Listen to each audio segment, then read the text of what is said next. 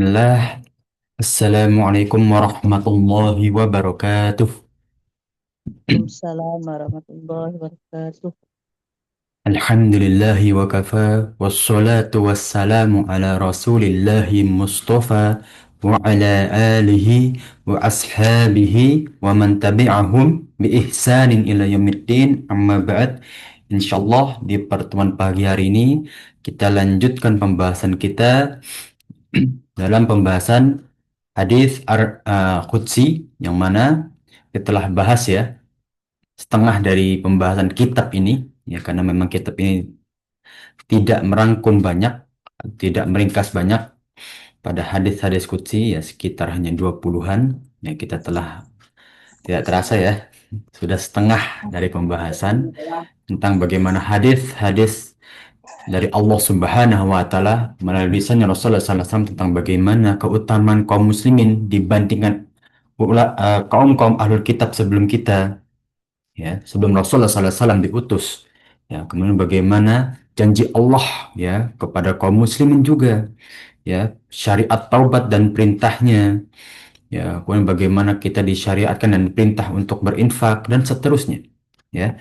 Maka kita akan lanjut pembahasan kita di hadis al-hadisu ashir ya hadis ke-10 ya, tentang bagaimana nanti ada ujian khusus, ada ujian khusus pada hari akhir ya.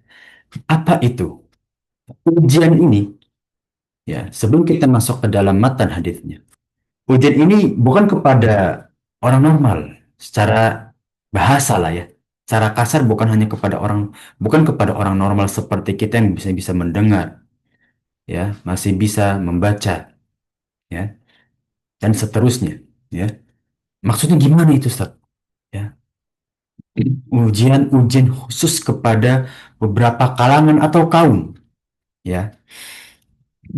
Dalam Islam para jamaah sekalian, kita harus ketahui kenapa sih kita dibebani wajib, sunnah, mubah ya, uh, makruh, haram.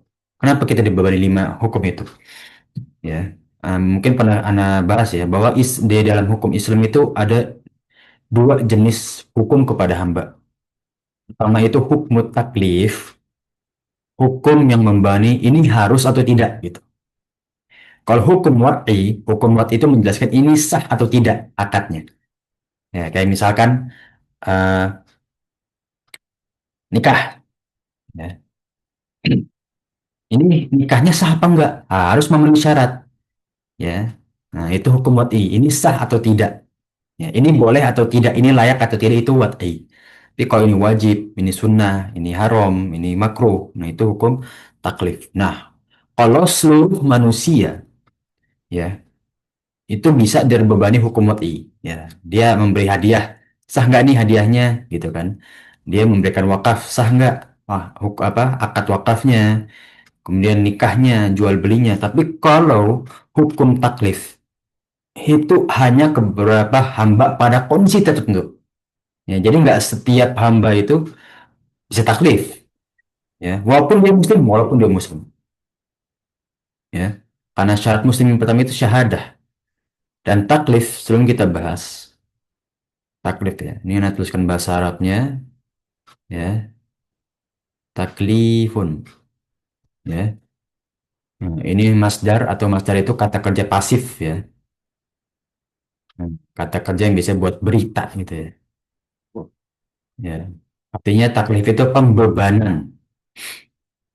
Jadi kalimat bahasa Arab kallafa yukallifu, membebani. Ya, membebani seorang hamba itu ada 3 syarat. Pertama, ya, itu akil, ya, berakal. Ya, dalam pembahasan fikih dan juga usulul fiqh, ya, hukum pertama orang itu bisa dianggap terbebani atau bagaimana bertanggung jawab. Dia dalam kondisi berakal. Ya, walaupun misalkan dia nih dalam hukum jinayah dan juga hudud, misalkan dia merusak mobil dalam keadaan tidak berakal. Tapi saat dia berakal, dia sudah terbebani harus menanggung jawab perbuatan dia sebelumnya. Ya, harus mengganti rugi lah kata seperti itu. Karena dia sudah berakal dan kerusakannya sebelumnya itu karena dia. Walaupun dalam kondisi tidak berakal saat merusak. Inilah yang pertama akil. Akil itu orang yang berakal. Ya, akila yakilu berakal. Kemudian yang kedua adalah balik, balik. Ya, sudah akhir balik. Ya, nah, ini akil, ini balik. Orang yang telah akil, orang telah balik. Ya, yang tidak tentu setiap manusia punya umur masing-masing ketika balik. Nah, ini dia. Terakhir, yang tidak semua orang bisa adalah tidak mendapat hidayah adalah Muslim. Orang yang diselamatkan Allah dengan hidayah agama Islam yang dibawa oleh Rasulullah SAW. Ya. Nah, kalau balik, semua manusia ya bisa balik kecuali dia diwafatkan oleh Allah sebelum masa baliknya atau sebelum waktu baliknya. Ya, ini tidak kita permasalahkan ya balik ini. Ya. Nah, Muslim yang dipermasalahkan, ya bisa nggak orang Muslim tapi nggak berakal? Bisa nggak para jamaah sekalian? Apakah orang Muslim itu harus berakal baru dikatakan Muslim? Atau dia bisa Muslim tapi nggak berakal?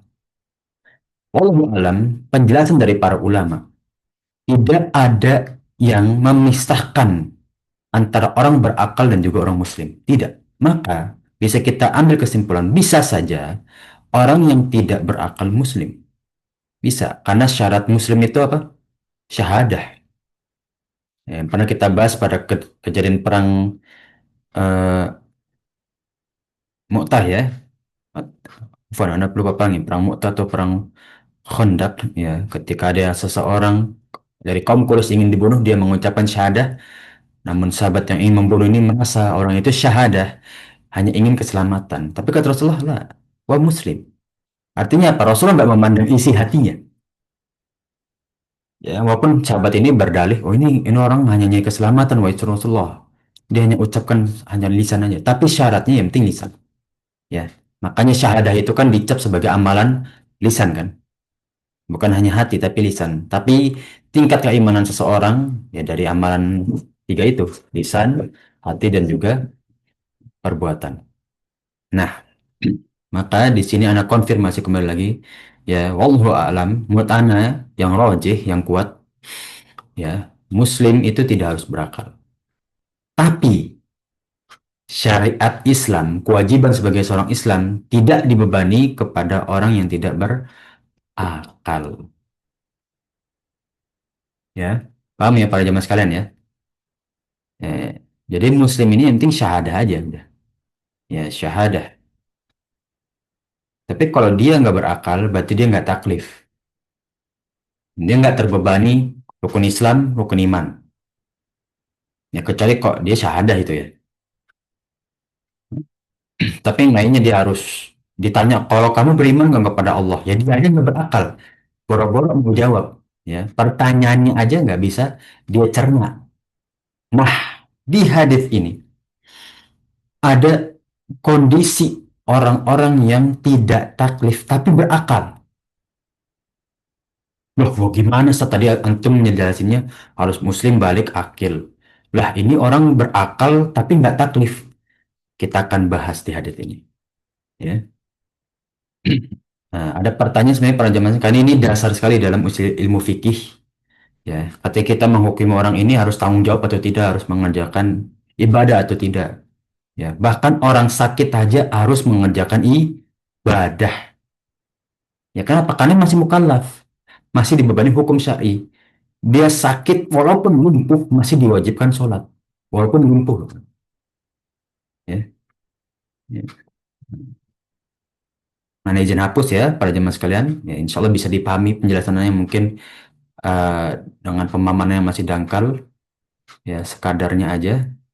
Tapi itu yang insya Allah Anda pahami sejauh ini. Ya. Ya. Masuk ke dalam hadis. Ya, ujian khusus nih, seharusnya ujian ini ada tanda petiknya nih. Ujian khusus pada hari kiamat. Ya, diriwayatkan dari sanad Al Aswad bin Syarif. Ya. Hadis marfu kembali, dipotong sampai sanadnya para sahabat. Radhiyallahu anhu, semoga Allah meridhoinya. Ya, bahwasannya Nabi Allah sallallahu alaihi wasallam yaqul, ya, Nabi Muhammad sallallahu alaihi wasallam ya bersabda, arba'atun yaumal qiyamah. Ada 4 golongan pada hari kiamat. Rajulun asom. Yang pertama itu ada orang yang tuli, sumum bukmun umyun kan. Nah, di surat Al-Baqarah ya, ayat ke-18 ya. Sum itu apa? Tuli ya. La yasma'u syai'an ya, yang mana tidak mendengar apapun, nggak bisa mau interaksi aja susah gitu. Ya. Itu golongan pertama. Ya, la yasma'u syai'an, itulah sumun ya, orang yang tuli. Warajulun ahmak ya. Ah, orang yang mohon maaf ya, ini agak kasar, dungu ya, karena terjemahnya memang karena secara bahasa hampun hamak ya, itu agak dungu ya. Nah, orang yang ya itulah ya, atau kalau zaman sekarang ODGJ, mohon maaf ya, orang yang kekurangan ya secara mental dan pikirannya. Warajulun harumun ya, orang yang tua rentak yang udah, dia masih bisa berpikir tapi sangat-sangat rendah pemikirannya. Sudah bisa, udah nggak bisa mencerna banyak gitu. Nah, kemudian yang terakhir adalah warajulun mata fi fatratin. Nah, jadi ada 4 golongan yang akan kita bahas dalam hadis ini. Yang pertama orang yang tuli, ya. Dan yang kita ketahui ya, orang tuli itu nggak bisa ngomong karena nggak ada, dia nggak bisa belajar kan kosakata, ya. Kemudian, ya, yang kedua yaitu orang-orang yang, mohon maaf ya, dengan gangguan mental dan jiwa. Ya, yang ketiga, ya, orang yang tua rentak harum, bukan haram, bukan pakai ha ya, tapi harum, ya, yang tua renta sudah tidak bisa berpikir lebih kuat daripada yang masih lebih muda. Yang terakhir rajulun fil fatroh. Ya. Apa itu fatroh? Ya, sebelum kita masuk. Fatroh itu adalah kaum-kaum yang tidak mendapatkan wahyu Rasulullah atau tidak mendapatkan wahyu Islam. Ya. Baik sebelum Rasulullah datang atau saat Rasulullah sudah turun tapi nggak dapat mereka. Ya. Kan kita pernah dengar ya, bahwasannya ketika Rasulullah sudah lahir atau sudah mendapatkan wahyu, semua manusia harus beriman. Ya, tapi ada orang yang fatroh, orang daerahnya nggak tersentuh. Bahkan mungkin zaman sekarang masih ada kaum-kaum fatroh itu mungkin masih ada. Di pedalaman, di suku-suku daerah, bagaimana dia nggak kenal gadget, nggak kenal apa, apalagi seperti yang belum terekspos banyak, seperti di Afrika, itu di dimanapun, yang nggak mendapatkan berita tentang Islam sama sekali. Itulah fatroh. Ya. Maka Allah Subhanahu wa taala menyampaikan kepada orang golongan pertama, fa'ammal asum, ya, orang yang tuli.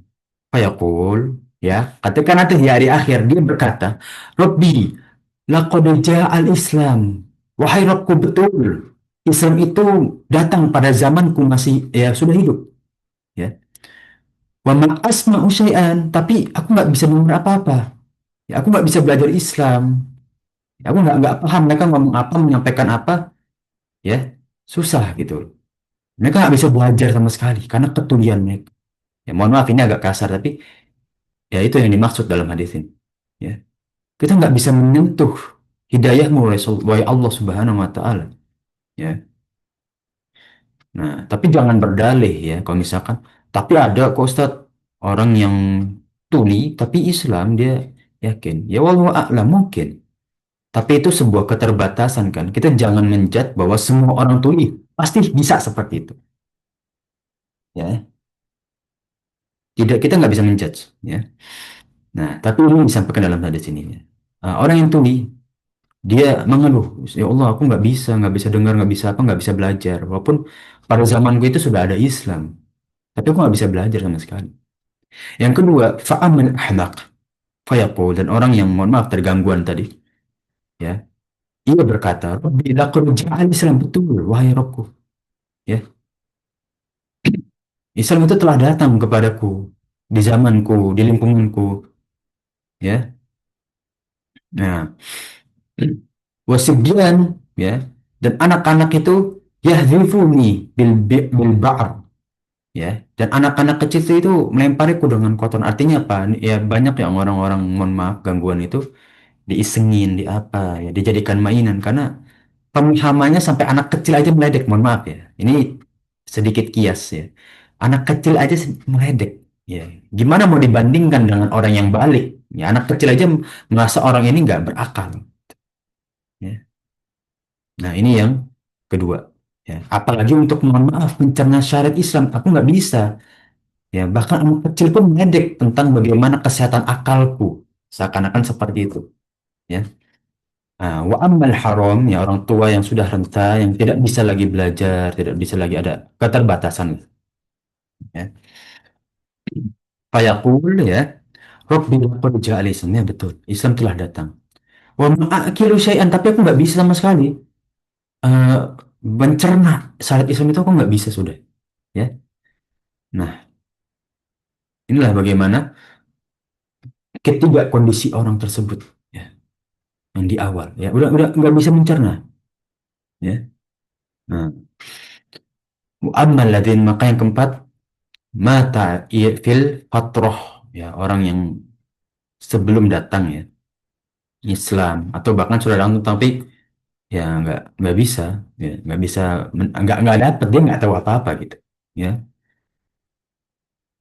Fayaqul, maka mereka berkata, Rabbi ma'atani laka rasul, ya, wahai Tuhanku, ya.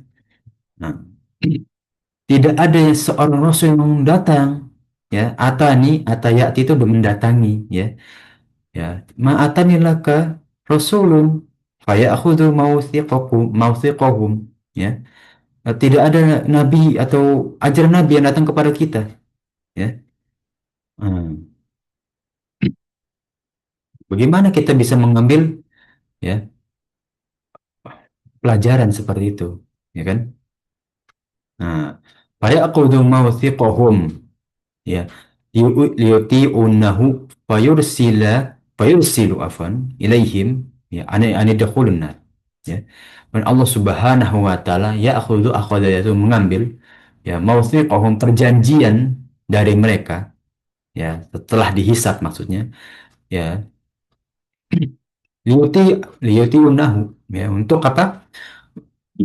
Untuk benar-benar taat, ya, ani dakhulun nar, ya. Mau Allah, ya, fayursilu ilaihim ilan anidkhulun nar, ya. Maka Allah Subhanahu wa taala, ya, memutuskan mereka untuk masuk ke dalam neraka, ya. Ya, tiga golongan tadi, ya. Qala, ya, fawalladzi nafsu Muhammadin biyadihi, ya, maka, ya, Rasulullah sallallahu alaihi wasallam, ya, berkata, ya, demi zat Muhammad, ya, zatnya diri sendiri, ya, yang berada di tangannya Allah Subhanahu wa taala, lau dakhaluha lakanat alaihim bardan salaman. Ya, ketika mereka masuk, mereka nanti dalam keadaan neraka itu dingin bagi mereka dan dalam keselamatan. Nah, para jamaah, kita cerna di akhir hadis, ya. Dakhaluha kanat alaihim bardan wasalaman. Loh, Ustaz Aba, emang ada neraka yang selamat dan dingin? Ya, ini ada dua makna pada jamaah sekalian. Yang pertama, mereka di neraka namun nggak disiksa, ya, tapi tidak mendapatkan nikmat seperti kaum-kaum muslim di surga. Pendapat yang kedua, salama. Keselamatan itu kan menunjukkan surga. Di akhirat itu kalau mau selamat, ya, surga. Maka beberapa ulama menghukumi keselamatan mereka itu nanti mereka sebentar masuk neraka dengan keadaan siksa yang sedikit atau bahkan mereka tidak mendapat siksa. Namun nanti Rasulullah memberikan syafaat kepada orang-orang empat golongan ini untuk masuk surga. Walaupun mereka nggak muslim, walaupun nggak muslim. Karena mereka apa? Tidak terbebani dengan syafaat. Ya. Maka kita akan bahas ya terhadap unsur fikih dalam hadis ini. Ya. Memang penjelasan tentang orang-orang fatrah sampai zaman sekarang itu masih banyak perdebatan. Ya. Orang-orang yang tidak mendapatkan hidayah Islam karena memang nggak nyampe. Itu bagaimana? Mereka itu nggak Islam. Tapi mereka nggak bisa Islam. Itu gimana? Sulit kan para jemaah sekalian? Kita mau bilang, oh mereka ya karena tidak mukallaf nggak bisa, ya tetap bisa masuk surga. Tapi syarat masuk surga kan syahadat, mutlak. Kalau masuk neraka, sedangkan mereka aja nggak taklif. Mereka nggak terbebani syariat. Mereka nggak bisa merasakan haram, wajib, sunnah, makruh. Semuanya mubah bagi mereka. Karena mereka nggak mendapatkan apa-apa. Ya. Hmm. Maka inilah ya yang akan kita bahas dalam pertemuan pagi hari. Ya. Untuk fikih yang pertama, orang-orang yang tidak memungkinkan untuk mendapatkan seruan dakwah diberikan uzur. Diberikan uzur syariat. Ada keringanan. Ya, yang kita bahas adalah yang pertama, oke, udah pasti diberi keringanan. Pasti. Walaupun Allah ya menghukumi ya, nanti di akhirat mereka akan masuk neraka, tapi nerakanya berbeda. Ya. Nah, keempat golongan di atas tidak mungkin untuk mendapatkan seruan dakwah. Ya, nggak dapat hidayah Islam pun nggak dapat. Ya. Sehingga tidak mendapatkan beban untuk menjalani syariat. Maka la yaklufu bisyara' nggak bisa dibebani syariat. Ya. Orang nggak berakal, nggak bisa Islam, bukan nggak mau Islam, tapi nggak bisa Islam. Bedakan mau sama bisa. Ya, kalau mau, ya dia mau. Ya, kalau nggak mau berarti dia menentang. Tapi kalau bisa nggak bisa, ya terus gimana? Dia orang nggak bisa, ya, nggak bisa untuk Islam gitu. Ya. Nah, hal ini serupa dengan kondisi tiga orang yang dibebaskan dari beban syariat, ya, yang mana hadis itu diriwayatkan oleh Ummul Mukminin Aisyah radhiyallahu anha. Rufil qalam anith thalath, an-naim hatta yastayqid, anis saghir hatta yakbur atau yakbar, wa anil majnun hatta yaqil aw yufiq. Ya, diangkat tiga pena dosa ketika dia tidur. Makanya ada rukhsah orang yang ketiduran saat waktu sholat diberikan rukhsah ya untuk mengkodoknya setelah dia bangun. Jadi dia bukan meninggalkan sholat setelah sengaja, tapi nggak sengaja karena ketiduran. Dan anak kecil sampai dia besar ya, ketika ada anak kecil berbuat sebuah kemaksiatan atau ya berbuat jinayat, kriminal, sampai besar ditunggu dulu. Ketika dia besar baru diminta pertanggungjawaban. Jadi nggak semena-mena ada saat dia kecil oh langsung oh kamu merugikan bayar gini. Ya, kamu ini ya membunuh, saya kisos kamu. Enggak. Sampai dia besar baru dikisos. Sampai dia besar baru minta pertanggungjawaban. Seperti itu. Ya. Kalau bisa keluarganya membantu nggak apa-apa membantu. Ya. Karena anak kecil itu nggak ada qatul amdan. Ya Allah, ini perbedaan pendapat ya. Tapi ini pendapat yang cukup anak-anak pegang sampai sekarang. Anak kecil ketika membunuh seseorang itu dia bukan qatul amdan. Dihukumi bukan membunuh secara sengaja. Maka keluarga itu boleh menanggung fidyah, denda. Boleh. Ya. Yang ketiga orang yang majnun. Majnun itu ya kurang akalnya ya. Sampai dia berakal atau sadar. Nah, seperti itu. Ya, tapi di sini tidak belum disebutkan neraka surga ya, para jemaah sekalian. Ini tentang bagaimana hukum syari. Ya, maka mereka terlepas dari hukum syari. Itu jelas. Gak diwajibkan sholat, gak diwajibkan puasa, haji walaupun dia punya harta atau sebetulnya dia punya emas begitu banyak. Enggak. Yang kedua, asuran Islam telah datang seharusnya semua manusia masuk dalam Islam. Ini penjelasan bahwa tiket masuk surga itu Islam, syahadat. Jadi menentang kaum-kaum liberal yang mengatakan agama itu adalah ideologi, bukan identitas. Paham ya?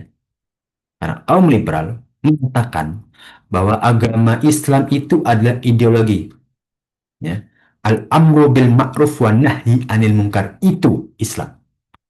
Semua. makhluk yang berbuat kebajikan dan menolak kekejian atau menjauhi kekejian, itulah orang yang muslim. Walaupun dia tidak meyakini Allah, walaupun dia, ya, apa misalkan yang menentang dengan syariat Islam, nggak pernah sholat, ya, walaupun ia, ya, tidak berkorban, tidak zakat mal, enggak. Tapi ketika dia al-amru bil ma'ruf wa nahyi anil munkar, dia adalah seorang muslim. Maka ini telah dibantah dalam hadis ini, ya. Nah, karena ya mungkin aja orang tuli bisa berbuat kebaikan, tapi dia bukan muslim.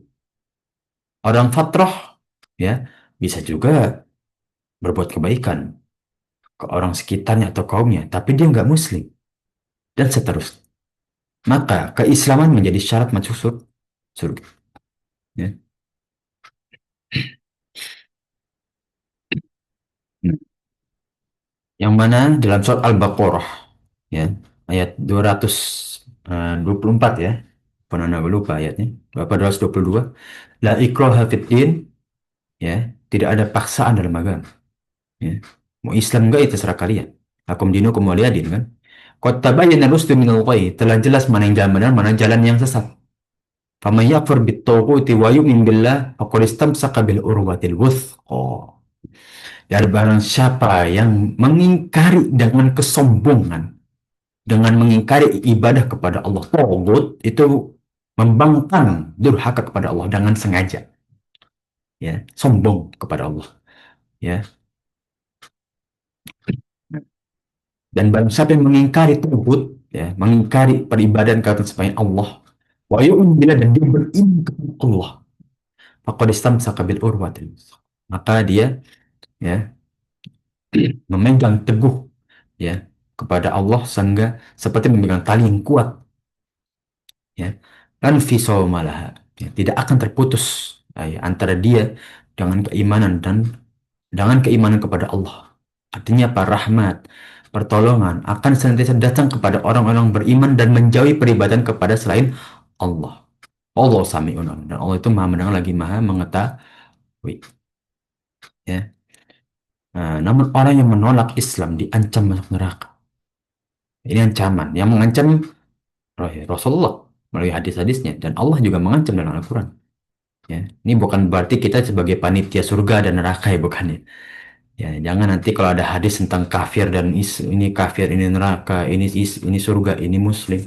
Wah, kok bisa menghukumi seperti itu? Ya, kan kita menyampaikan hadis. Ya, kita hanya menyampaikan hadis. Ya, silakan terima nggak terima itu urusan kalian, gitu kan. Kalau kita ketika ada orang yang menentang, gitu kan. Tapi kita hanya menyampaikan, ya. Wa ma alaika ilal balak, ya kan. Bahkan Rasulullah aja sama Allah apa? Wa ma alaika ilal balak, ya. Tidak ada beban kecuali kita hanya untuk menyampaikan.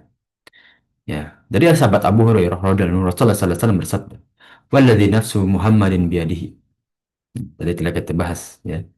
Laismu bi ahadun min hadhihi ummah Yahudiyun wala Nasraniyun. Ya. Tidaklah mendengar tentangku seorang umat ini, ya, dari umat ini, baik ia seorang Yahudi maupun Nasrani, ya. Ya.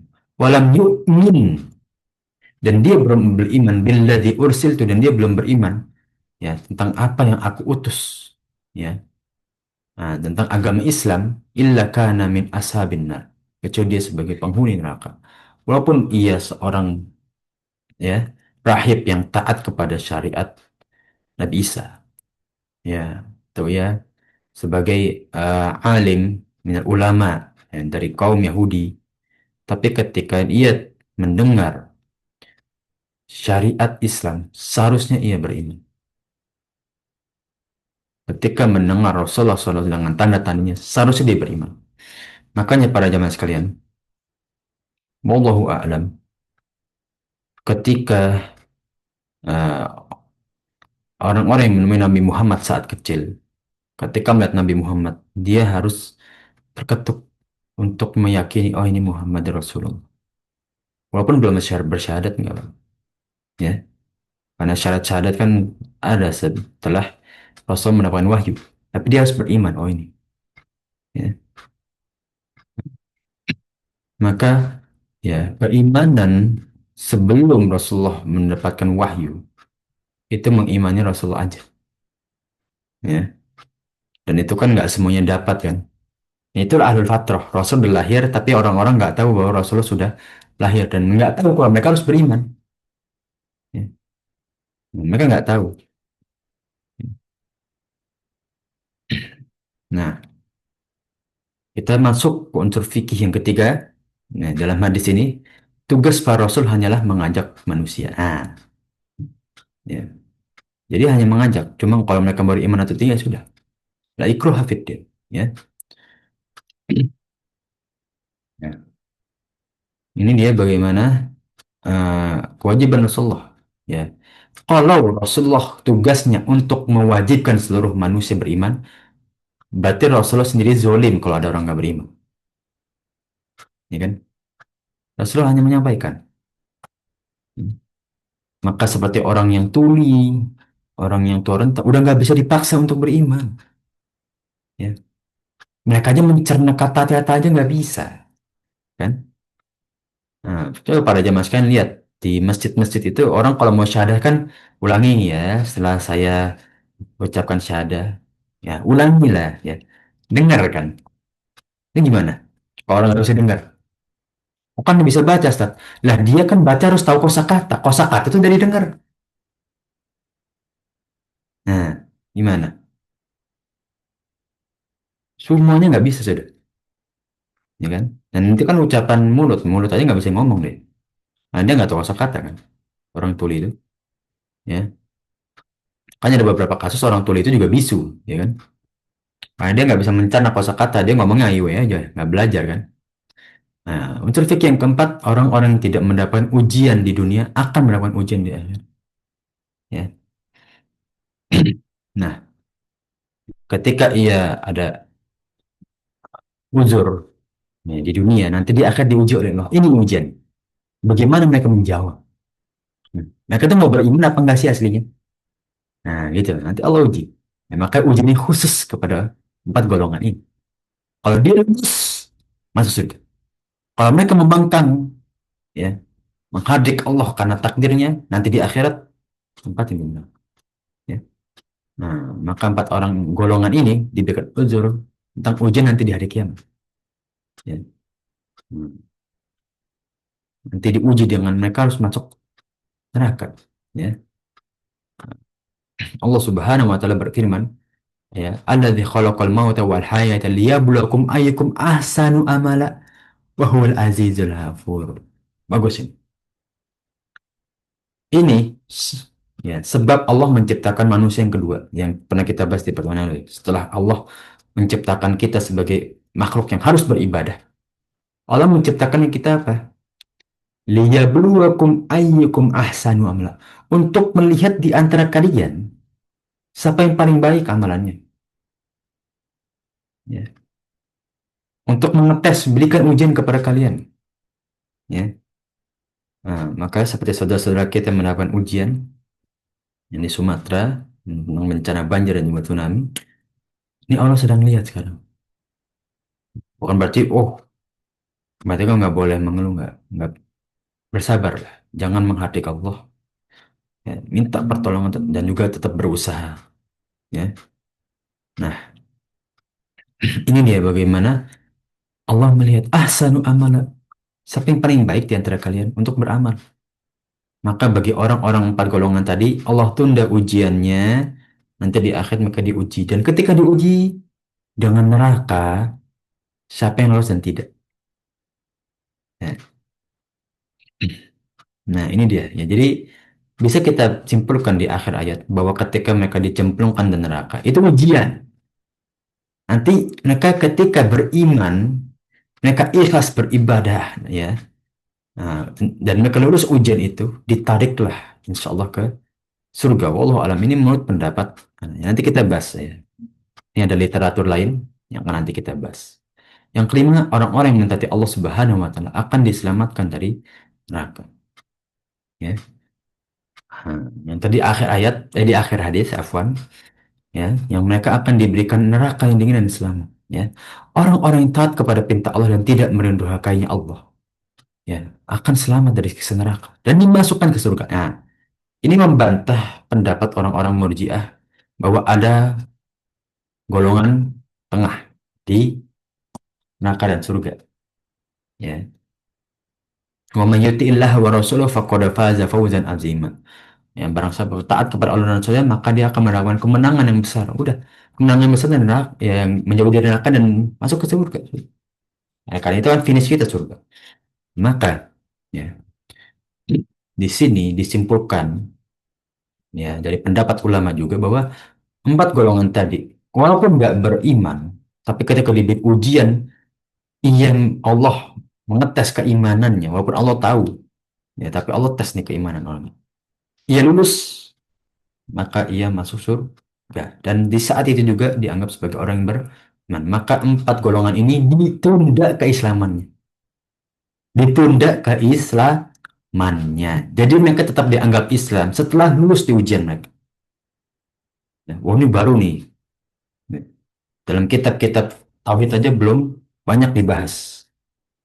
Ya, dan kita ketahui kalau sudah datangnya hari kiamat tidak berguna keimanan seseorang kan. Tapi ada empat golongan khusus ini yang mereka nggak bisa mendapatkan keimanan. Ingat ya para jemaat, nggak bisa, bukan nggak mau, beda.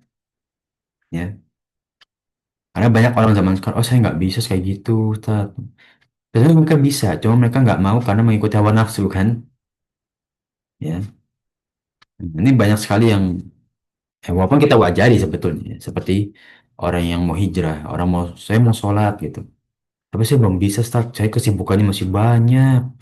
Saya nggak bisa ninggalin kerja gitu kan. Kan kerja juga ibadah. Lihatlah orang seperti itu.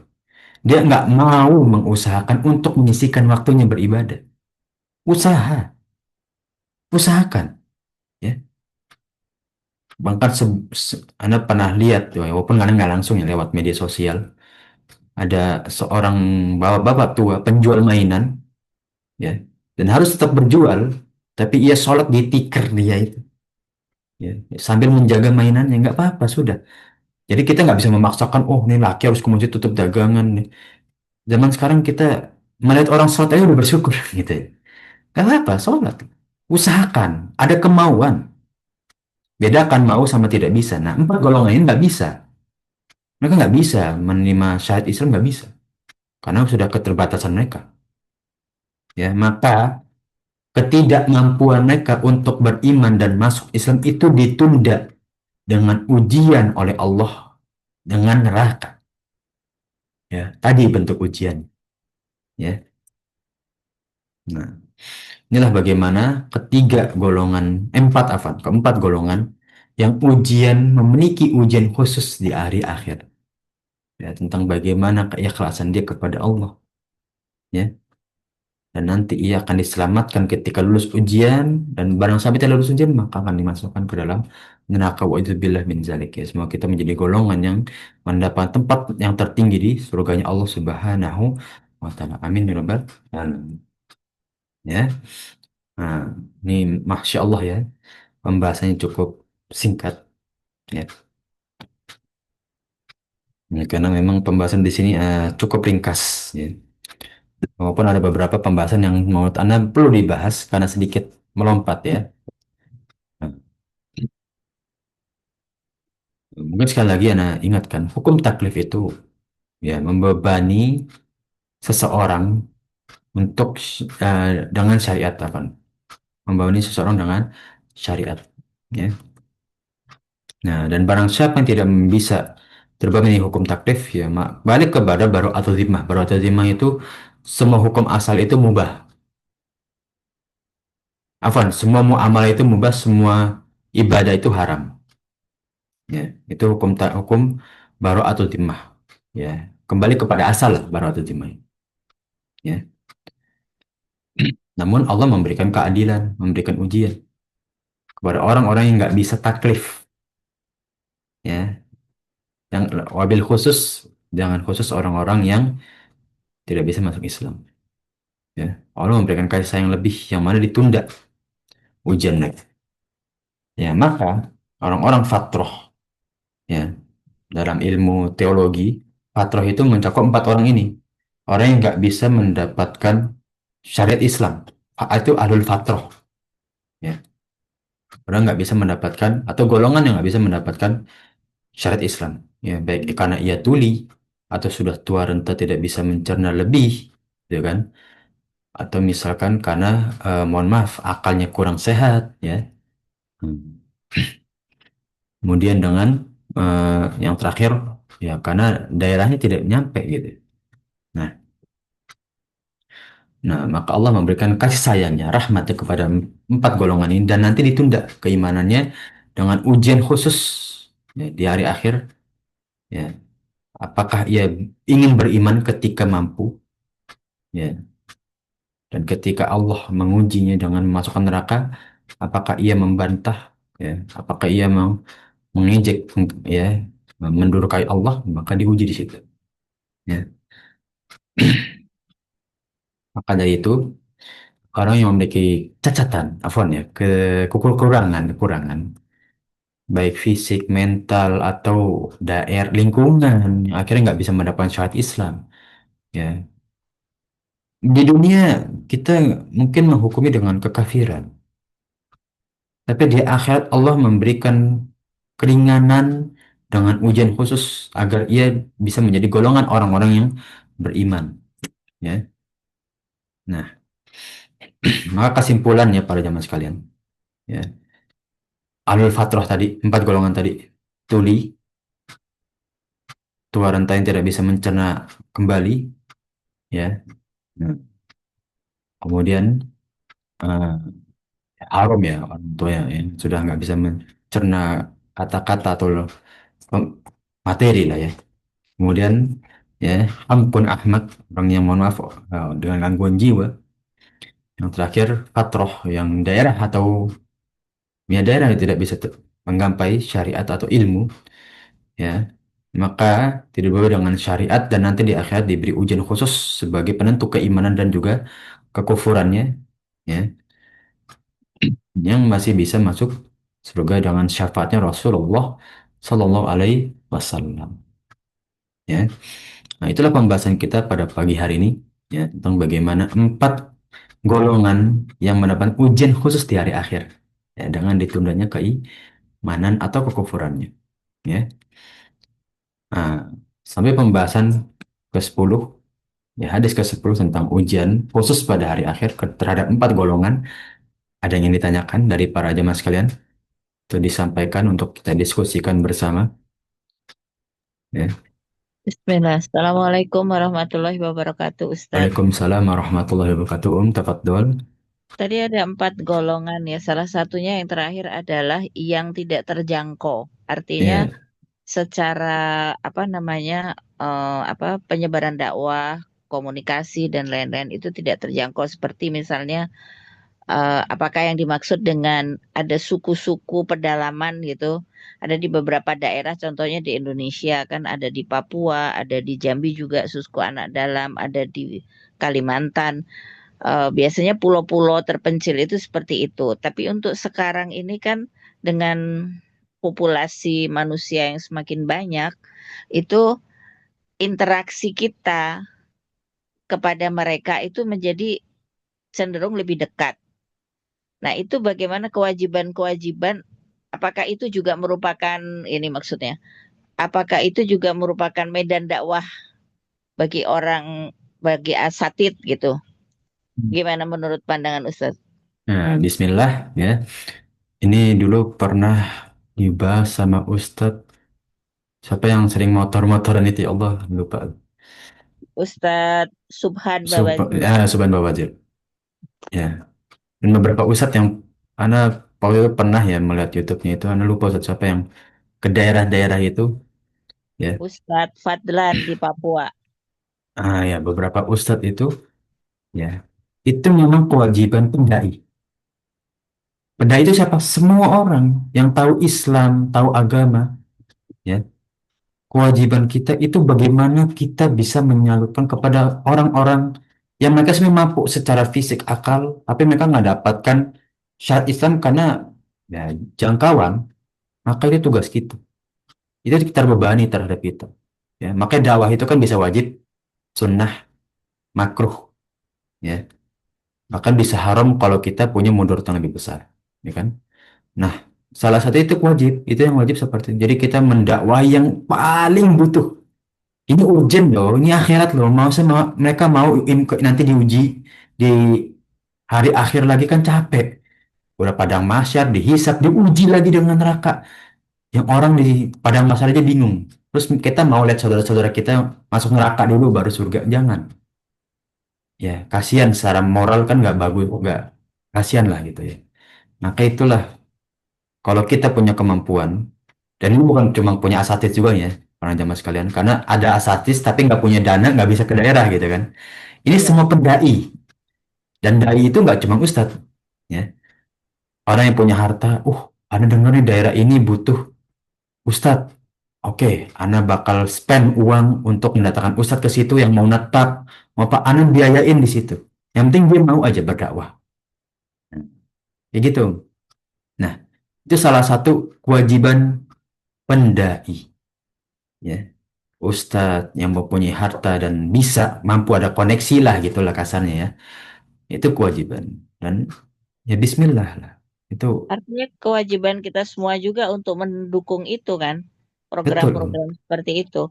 Yang saya tahu tuh di Muhammadiyah ada dai apa ustadz-ustadz muda, asatid-asatid muda yang memang disebar ke beberapa daerah.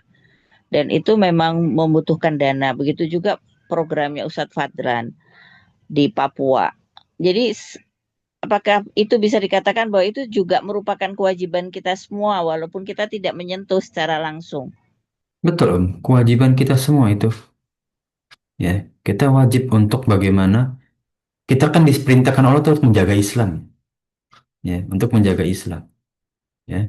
Bahkan ketika kita seperti Palestina juga, kita nggak bisa dengan harta kan dengan doa, ya. Tapi Palestina itu masa mereka sudah beriman, gitu kan. Sekarang kita ada tugas kewajiban kita menyampaikan keislaman. Kira-kira kita sudah berusaha belum menyampaikan keislaman kepada orang-orang yang belum beriman. Nah itu. Kalau sudah menyampaikan dengan usaha, ya saya kita terlepas terhadap kewajiban berdakwah tadi. Ya, baik dengan harta, kekuatan, ilmu, ya.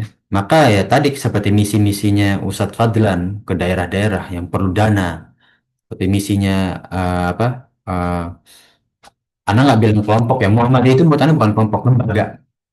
Ya, lembaga sosial dan juga keagamaan. Ya, Ya, itu lembaga organisasi. Muhammad. Ya, Iya, karena ya kita sama-sama Islam. Kenapa harus kita bedain, oh ini Muhammadiyah enggak? Menurut Anda sudah kita Islam gitu. ya, Soal itu. keyakinan ya sudah kita belajar masing-masing gitu ya. Nah, Iya, nah menurut Anda itu banget sangat bagus dan kita masih butuh. Jadi menurut Anda pribadi ya, menurut Anda di dakwah kita ini mohon maaf sering kita boleh diskusi ya Pak Jamal. Ini forum bebas, silahkan. Menurut Anda dakwah di manapun, ya, terutama di Indonesia yang paling banyak kasusnya, baik secara ilmu, ekonomi, ya pemikiran, itu sangat berat sebelah. Maksudnya apa? Berat sebelah. Di kota-kota besar, ustadz-ustadz itu punya akses dan mereka hanya diberi fasilitas di kota-kota besar aja. Ya. Dan juga ustadz-ustadz yang sudah ternama, mereka diberikan fasilitas lebih daripada yang tidak ada namanya. betul. Nah, tapi ketika ada program ke daerah, program untuk memajukan ustadz-ustadz muda dan baru, mereka sebelah mata dan berpaling gitu. Itu di situ terasa kita itu diambang kesulitan gitu ya. Dan ini nggak cuma dirasa oleh ya kita aja kaum salaf, semua pendai ketika keluar dari pondoknya atau kuliah itu nggak dapat medan dakwah dan bahkan ditolak. Paling niat mereka baik untuk berdakwah gitu. Nah, menurut Ana program yang kita perlu yaitu bagaimana kita mensupport seluruh asatidzah kita di daerah, terutama di daerah. Makanya sangat sangat mendukung program kayak Ustadz Fadlan, lembaga Muhammadiyah itu dan ustadz-ustadz yang mau ke daerah. Iya, Fasilitasi. Di Jakarta sekarang lihatlah orang tuh ada nama Ustadz Firanda, Ustadz Anda sebutkan nama langsung ya. Itu sekali buka donasi bisa miliar-miliaran. Tapi ketika ke daerah coba lihat. Mau buat sumur aja donasinya lama banget. Paling cuma berapa puluh juta. Itu yang sangat Ana sarankan kepada para dan para jamaah sekalian ya. Untuk coba kita support yang situ deh.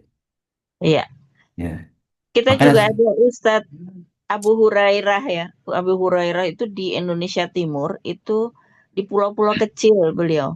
Jadi naik kapal begitu. Jadi memang perjuangannya berat nih. Kita dukung bersama. nah itu dia yang perlu kita dukung. Tapi sekarang kan orang zaman sekarang tuh branding kuat ya. Ketika ada suatu pondok, ini ustadznya siapa ditanya dulu kan?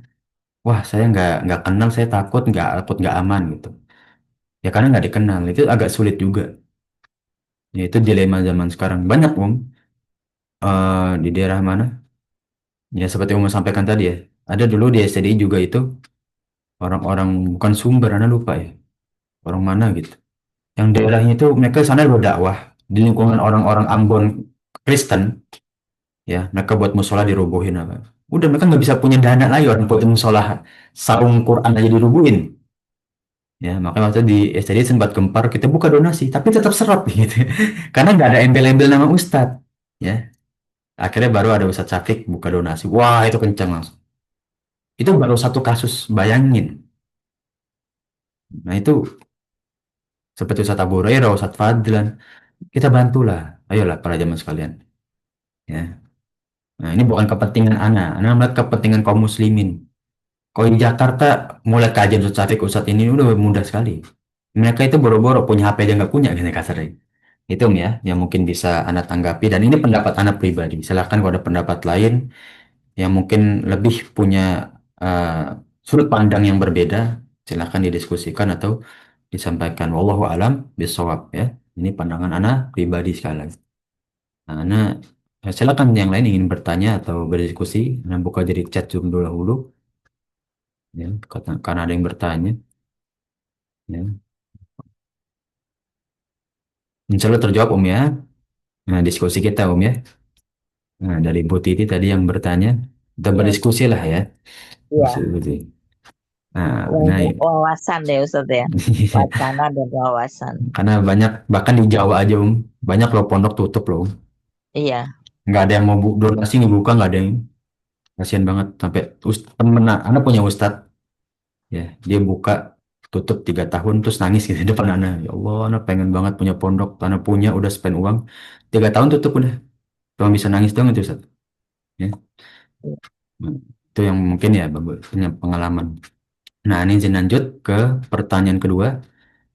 Ya, Assalamualaikum warahmatullahi wabarakatuh. Izin bertanya, Waalaikumsalam warahmatullahi wabarakatuh. Ya, Bismillah. Pertanyaan titipan. Ada suami teman Ana mengidap penyakit jiwa. Oh ya, kan? Penyakit jiwa.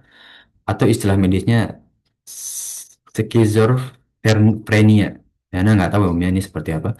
Jadi ini nggak mau disuruh sholat, ibadah lainnya. Dan tapi dia percaya adanya Allah. Tapi kalau disuruh sholat dia nggak mau. Katanya nggak usah sholat, jadi gimana hukum Ustaz?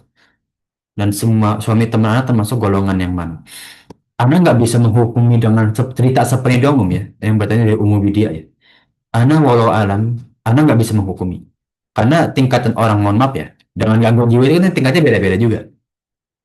Ada yang diklaim sebagai ada gangguan jiwa tapi masih bisa berakal. Dari cerita umum ya, ketika dia masih ada penolakan, coba tanya deh ketika tolak, kenapa nggak mau? Ketika ada jawaban logis, berarti dia masih berakal sebetulnya Om. Misalkan saya nggak mau sholat emang apa gunanya? Emang kebutuhannya saya sholat apa? Ini kan dia masih mau mencerna, masih mau menganalisis sesuatu, ya kan? Nah, ketika dia masih kondisi seperti itu, coba aja sholat. Terus menerus, gak apa-apa. Cari orang yang sabar ya.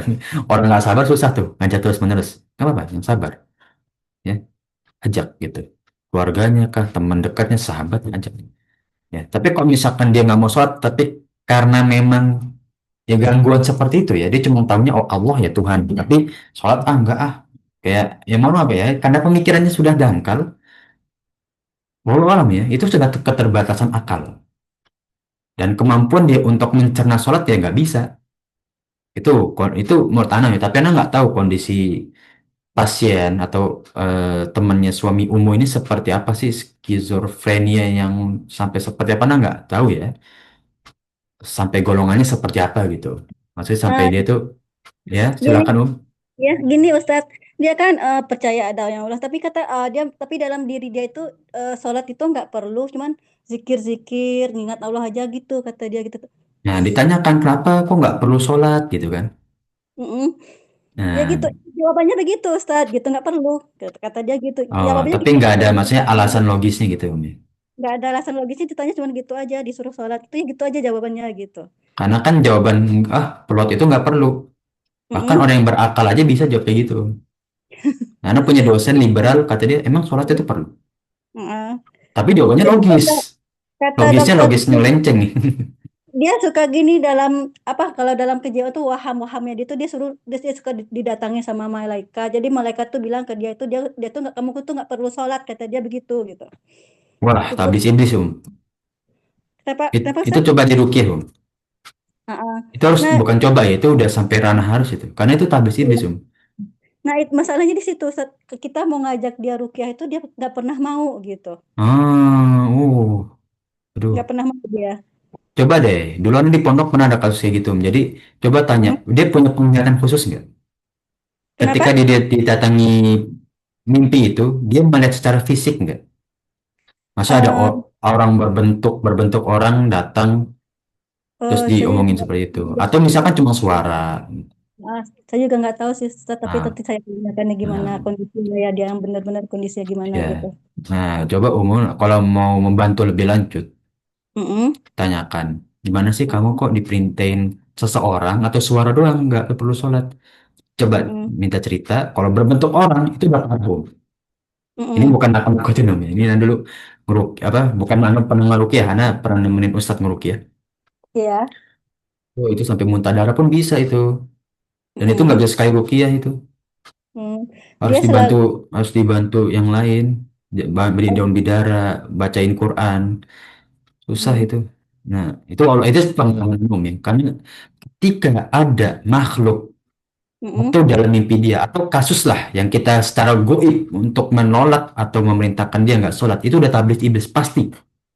Iya. Itu nggak mungkin benar, nggak mungkin. Ya, Mm-mm. itu nggak mungkin benar. Karena ada hadis panjang dalam tanda-tanda hari kiamat. Ya, jin itu ketika seseorang indigo, jin, semua manusia kan dalam Al-Quran kan manusia itu ada di jin kan dalam Iya. tumbuh orang indigo itu diklaim ia tetap normal, tapi banyak jin dalam tubuh. Nah, maka tadi anda tanyakan, kalau dia udah berlihat berbentuk fisik orang yang bisik-bisik, berarti jinnya sudah banyak. Mm. Dia mengalami kondisi ini nih udah sekitar sekitar 30 tahun atau 40 tahun lah Ustadz gitu kan. Wow. Dia sekarang udah umur sih, udah umur 70-an gitu kan. Jadi dia tiap bulan itu harus mengkontrol ke dokter kejiwaan sih. Tapi kata dokter kejiwaannya memang begitu. Dia suka dihinggapin sama apa waham, kalau alinya waham-waham tuh dia dibisik-bisikin kayak gitu gitu. Hmm. Pikiran-pikiran dia gitu. Ya. Mohon maaf Om ya, mohon maaf sekali lagi, ini bukan anak mau menakut-nakuti. Iya, iya, nggak apa-apa Ustadz. Justru saya kan bagus dari diskusi kayak gini Ustadz. Jadi Ya, kita anak kenal ada berapa yang mungkin kalau di Jakarta itu ada Ustadz Abdul Mandani, ada ya, Ustadz siapa lagi, Anda lupa namanya. Kalau dulu di Jawa itu ada beberapa Ustadz yang ada bahkan udah meninggal Ustadznya. ya. Itu kalau melihat kasus tuh kayak wah, oh ini nih udah kayak kelihatan. Dan sepengalaman ketika udah ada indikasi kayak gitu, pokoknya ada Mm-mm. ajakan untuk menolak ibadah, baik dia bisikan atau melihat langsung secara bentuk fisik, wah itu bentuk parah itu. Itu harus ditindak langsung. Tapi jangan kasar-kasar. Iya. Coba deh. Bahkan orang yang indigo pun itu harus ditindak langsung loh. Orang jin itu wajar, bisa bisa. Tapi karena berantumnya banyak jin. Udah berapa kali sih diajak buat rukiah Ustaz, tapi kata dia, Hmm. dia ngomongnya saya nggak sakit, nggak perlu digitu-gituin kata dia begitu gitu. Ya karena dia nggak merasa fisiknya Iya, sakit, tapi jiwanya yang iya. sakit kan. Jiwanya, iya jiwanya sakit Ustaz. Jiwanya sakit. Dan dia merasa itu aman. Mohon maaf Umi, sekali lagi ini mohon maaf. Itu salah satu bentuk tanda laknat Allah loh. Kenapa Ustaz? Itu salah satu bentuk tanda laknat Allah. Iya, Dia terbiasa dan sudah nyaman atas kemaksiatan dan kedurhakaan kepada Allah. Oh ya zubillah min dzalik. Ini sekali lagi bukan anda menjudge ya, tapi itu salah satu bentuk laknat Allah. Laknat Allah itu kan apa? Menjauhkan dari rahmatnya Allah. iya, iya benar. Dan ibadah iman itu adalah rahmat Allah paling besar. Kalau dia Iya, udah ada panggilan dan dia tidak memerlukan ibadah, itu aja sudah dicap. Bahkan anak punya dosen liberal ketika dia menghukumi sholat itu nggak wajib, tapi dia bilang sholat itu butuh. Kalau orang nggak butuh sholat, dia tuh orang fasik. Nah, itu aja bahkan kalau orang itu kan jadi orang liberal loh, Om. Nah, ini yang dia meyakini Tuhan, Mm-mm. seharusnya dia tahu kebutuhan sholat. Tapi karena iblis itu mengajak sholat itu ngapain? Diputar aja pakai akal terus-terusan. Iya. Hmm. Makanya itu kalau bisa datin apa yang sudah bertahun-tahun itu. Nah, itu butuh tuh, itu butuh sekali. Itu butuh sekali Ustadz tuh. Iya, udah Butuh, betul, bertahun-tahun betul. Ustaz. Baru kan kemarin tanya teman saya ini tanya gimana ya hukumnya, dia baru baru ikut ngaji juga. Jadi lama-lama dia paham juga gitu kan Ustaz. Hmm, Itu butuh Hmm. sekali itu. Terus ditindak kemudian itu ini bukan tahlil loh, Fi. Ruqyah Iya, itu iya, memang ada syariatnya, benar. iya. Ah. Wah, itu kadang satu ustadz aja nggak bisa. Panggil beberapa ustadz. Panggil beberapa ustadz. Ruqyah, Ruqyah. Mau nggak mau ini sudah, menurut Anda udah taraf yang kadang nggak bisa satu ustadz sih itu. Orang Ruqyah itu apa kayak Ain, ya. Mm-mm. Coba, coba. Coba cari ustadz. Ini solusi dari Anda ya. Karena kan kita bincang tadi kasusnya gimana. Cuma kalau solusi Iya, dari iya. Anda, Mm-mm. cari ustadz. Karena tarif itu seperti ini. Yang kedua, bujuk sebisa-bisanya. Ya. Kalau Ah. nggak mau, ya udah suruh baca Quran aja deh. Ya udah, kamu yakin kan Islam? Quran ini wahyu kan kalau Allah baca Nggak tahu Al-Baqarah. dia, nggak tahu dia bisa bisa baca Quran apa enggak. Soalnya udah bertahun-tahun kondisinya kayak begini Ustaz gitu. Oh ya udah, murotal, Berarti istrinya ya gitu yang tel gimana Ustaz ya? murotal, Al-Baqarah itu paling ampuh, Al-Baqarah itu paling ampuh. Insya Allah. Iya. Kalau kepanjangan Al-Baqarah, dua ayat terakhir Al-Baqarah. Mm-mm. Ayat kursi, dua ayat akhir Al-Baqarah, trikul, ya, qul huwallahu ahad, itu bacain terus. Ya, bacain. Ya. Itu sangat-sangat butuh itu. Udah sampai taraf segitu soalnya omnya. Itu solusi dari anak. Jadi itu tiga. Kalau coba dibujuk kembali. Kalau nggak bisa, ya. Iya. Kalau udah mau, baru tahap kedua panggil ustaz. Ya tentu yang berkompeten karena Ruki itu anak pun kalau dipanggil suruh Ruki sendiri anak nggak berani, Umi. Takut ngamuk, anak ketendang hilang yang lainnya gitu kan. Iya, iya. Kemudian yang ketiga Ah. minimal itu dulu. Itu dulu. Jadi Ruki diri sendiri dulu aja. Al-Baqarah, kemudian Kulhu ya, Rikul itu bacain. Terus dibacain. Style murotal.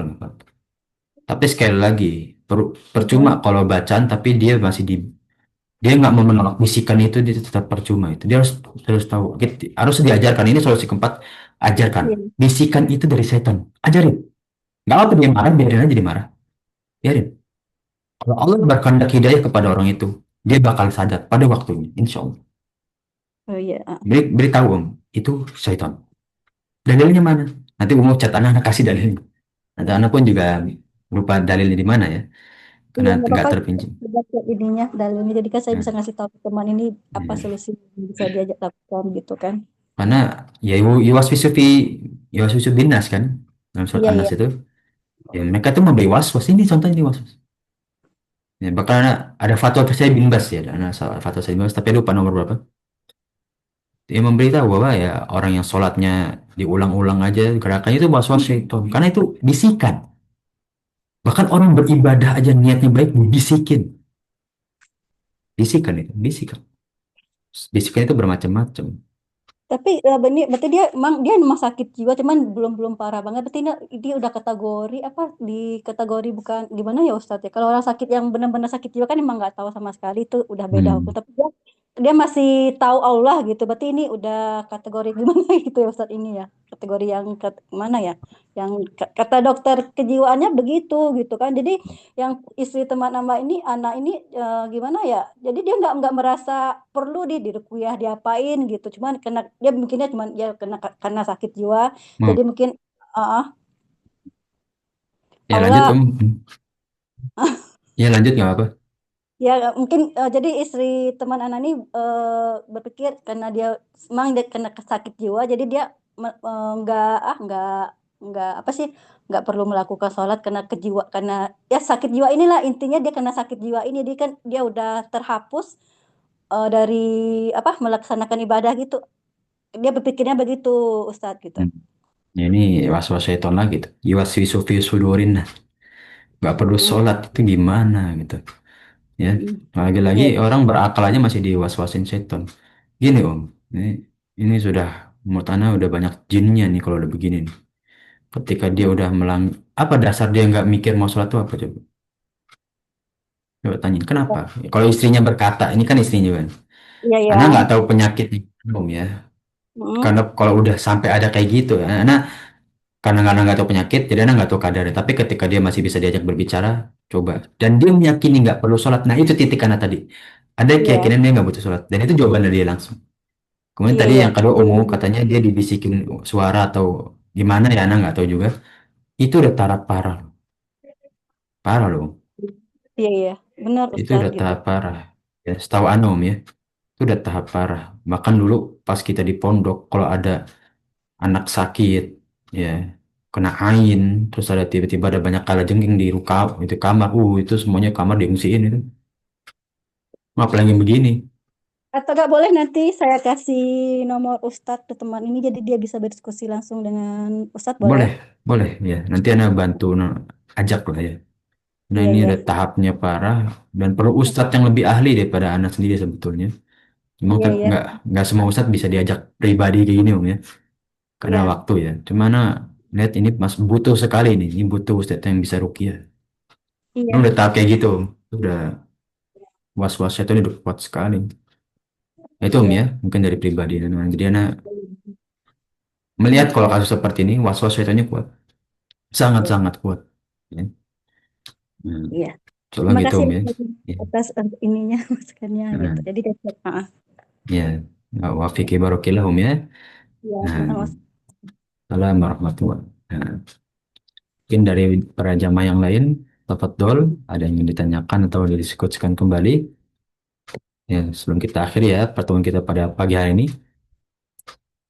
Terus sudah cukup insya Allah ya, para jamaah sekalian ya. Nah, insya Allah kalau sudah cukup ya, kita akhiri pertemuan kita pada pagi hari ini ya. Sekali lagi kita berdoa bersama ya, untuk diberikan kemudahan ya, kemudian dipermudah urusannya, diberi ketabahan, kesabaran ya, dan semoga Allah segera angkat musibah yang ya eh, terjadi ya, dan juga yang mana saudara kita alami di Sumatera ya. Ya, semoga Allah memberikan mereka ketabahan dan juga Allah balas dengan berlipat ganda. Amin ya Rabbal alamin. Ya. Amin. Amin. Ya, nah minta maaf ya atas kekurangan atau kekeliruan dari yang kita bahas bersama atau ucapan dari diri Anda yang kurang berkenan di sisi para jamaah sekalian sekali lagi Anda minta maaf. Ya, barakallahu fikum walhamdulillahirabbil alamin. Nakhtatim kita tutup dengan doa kafatul majlis. Subhanakallahumma wa bihamdika asyhadu an la ilaha illa anta astaghfiruka wa atubu ilaik.